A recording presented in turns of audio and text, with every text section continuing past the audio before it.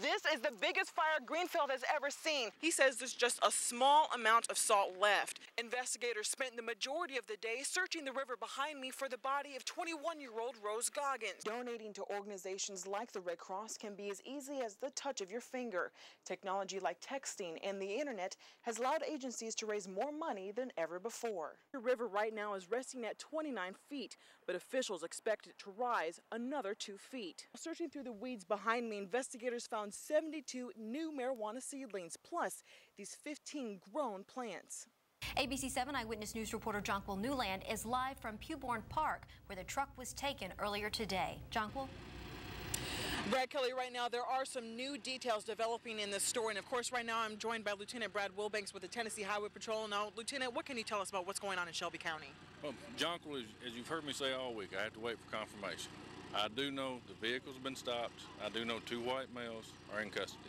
And I'm waiting on the U.S. Marshal now to make actual confirmation that this is the escapees. But right now we know the vehicle has been recovered. Definitely, I know. And for you, Lieutenant, this has been a long and drawn-out week. Knowing that these 2 could possibly be in custody at this moment, how does that make you feel?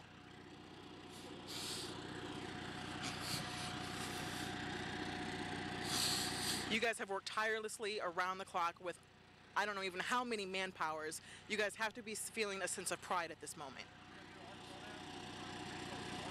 Right now they do have a car and 2 people in custody. We're just waiting on confirmation that these 2 are the fugitives from Louisiana. Of course, we'll have new details about this coming up tonight at 10 o'clock. Reporting live in North Madison County, Jonquil Newland, ABC 7 Eyewitness News. Brad, Jackson police are calling the shooting investigation the 3rd homicide in Jackson this year. And Brad, of course, I'm here in Conger Park, and as you can hear behind me, the rally is just now beginning to kick off. You should be talking to the author and not me. Jackson City Councilman Frank Newdecker is facing some heat after this article was posted on his personal blog. In it, the author, a woman named Linda Honeycutt, wrote about our nation's president and the First Lady, stating, quote, "This Trojan horse's expletive and his ill-mannered, ugly, inbred-looking bride wearing her $600 sneakers." It's disrespectful for sure. The article also targets homosexuals and criticizes how tolerant and accepting our nation has become to mixing races. I have a whole lot of things I would like to say about that. Well, say your mind. Say your No, mind. I can't say it on camera, but we need to overcome that. And do you believe and agree with everything that's written there? You know, do you agree and believe in everything that's ever written in anything? Newdecker says he scanned the article before he posted it and stands behind his author 100%. This is actually trash that he's published. Tennessee's NAACP President Gloria Sweetlove says she was shocked to know this article was published by a city official. Anytime you have an elected official, a public official, who is being paid with the taxpayers' money, who say he is representing the constituents, by the way, who are multiracial from his district, feel like they are so intolerant that they would post something of that nature. While the article states tolerance has, quote, given us a country where the white people are brain damaged and cultured, many say tolerance and culture is a step in the right direction. You have to respect one another and try to grow and work together. It doesn't matter what you feel when you go home. Don't disrespect me in public. Brad, today's shooting happened in broad daylight in the middle of a residential neighborhood, and investigators say they're going to use that fact to find the criminal responsible. The day the nation pauses to honor our fallen heroes turned tragic for this East Jackson neighborhood.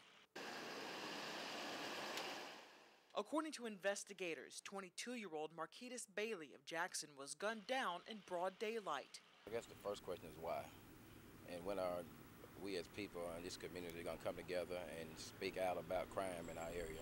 Officers say Bailey was shot multiple times and left for dead in the middle of Holland Avenue. For one woman, this violent crime proved to be too much.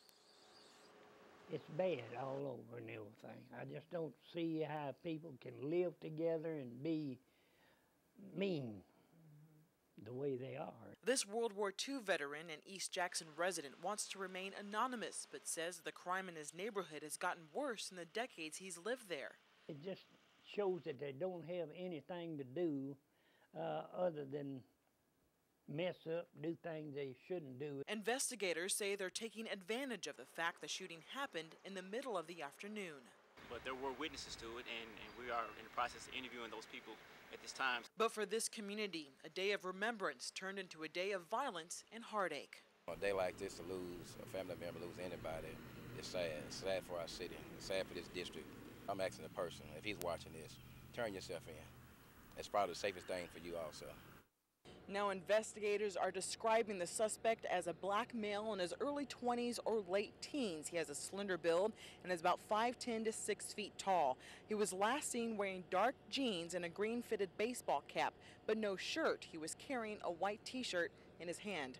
Witnesses say they last saw him running east on East Chester Street. Now officers do believe the suspect is armed and dangerous. They're asking anyone with information that could help to contact the Jackson Police Department or Crime Stoppers right away. Reporting live in East Jackson, Jonquil Newland, ABC 7 Eyewitness News.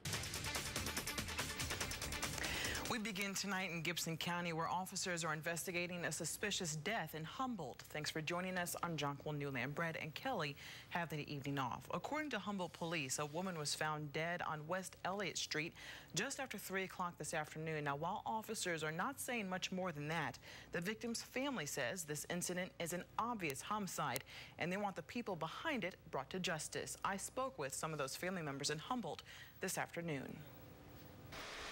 According to area residents, Elliott Street in Humboldt has once again been hit with crime. A helpless old lady, why would you do something like this? This time, family members say the victim is 81-year-old Fanny Campbell, a loved woman in the community. It's just too much, you know. Someone helpless on a cane, come on now. For family member Andrea Kane, the loss of her mentor is too much to bear. She helped raise me and she helped raise my mom. Kane says Campbell had called her earlier in the afternoon to tell her to come pick up some fresh fruit. When we came over to get the watermelon, she wasn't. The house was open. She was already dead. But what she found in the backyard is a scene she says keeps playing over and over in her mind. We found her in a hole with a leg sticking out and a shovel beside her. Kane says it could have only been a couple hours from the time they talked on the phone to the time she found her buried in the backyard. Now area residents and family members are demanding justice. What was it that you needed, that you felt like that you had to go to these extremes to try to get it? What was it that she done to you that you had to take her life? I want to know what happened, and whoever did it, I want them punished. Please, if you're out there and you are listening, turn yourself in, please.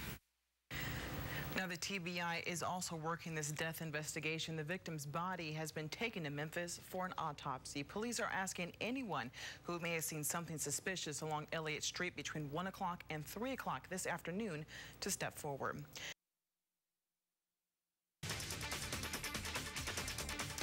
We begin tonight with new details about the death of an elderly woman who was found in her backyard in Humboldt. Thanks for joining us. I'm Jonquil Newland. As Humboldt police and the TBI investigate the death of 81-year-old Fanny Campbell, her neighbors tell us she was no stranger to the hole in the ground family members found her in. ABC 7 Eyewitness News reporter Daniel Wilkerson joins us live with these newest details. Daniel? Officials say 154 bills passed the General Assembly in the final 3 days of the session, which ended on May 21st. State officials are crediting pressure by GOP leaders to end the legislative session earlier than usual for the massive bill frenzy. Among the bills passed were some heavily debated issues like reshaping tenure and collective bargaining for teachers. But state officials say some of the bills will have to be redone in the next session because they contain mistakes.